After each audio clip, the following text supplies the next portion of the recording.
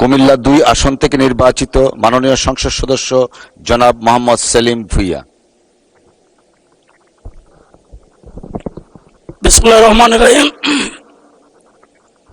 মাননীয় স্পিকার, আমাকে সুযোগ দেওয়ার জন্য আপনাকে ধন্যবাদ এবং সেই সাথে আমি কৃতজ্ঞতা প্রকাশ করছি আমাদের মাননীয় প্রধানমন্ত্রী জনাব তারেক রহমানের প্রতি, কারণ এই মহান সংসদে দাঁড়িয়ে বক্তব্য দেওয়ার জন্য উনি আমাকে সুযোগ করে দিয়েছেন।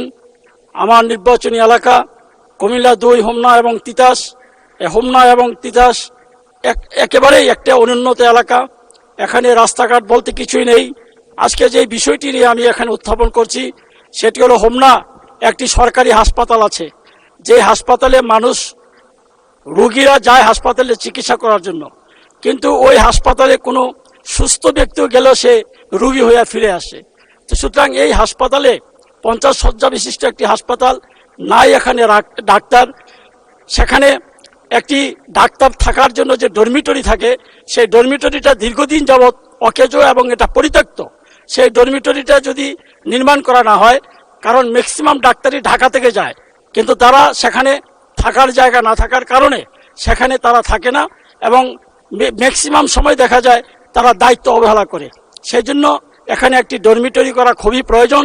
এখন এই হসপিটালটিকে, এখানে অনেক রোগী, এই হাসপাতালটিকে 100 শয্যা বিশিষ্ট হাসপাতালে যদি উন্নীত করা হয়, তাহলে এই অবহেলিত হোমনাবাসী সেখানে আপনার তাদের যে রোগের চিকিৎসা করার তারা একটা সুযোগ পাবে এবং এই সুযোগটা যাতে পায় আমি মাননীয় স্বাস্থ্যমন্ত্রীর দৃষ্টি আকর্ষণ করছি যে খুব দ্রুত সেখানে হোমনায় একটি ডরমিটরি করা এবং হোমনায় যে আপনার যে সমস্ত শূন্য পদগুলি আছে ডাক্তারদের, সেই শূন্য পদগুলি যাতে অবিলম্বে পূরণ করা হয় এবং সেই সাথে সেই হাসপাতালে কোনো ক্লিনার নাই, সেই ক্লিনার না থাকার কারণে একেবারে স্যাঁতস্যাঁতে জায়গা।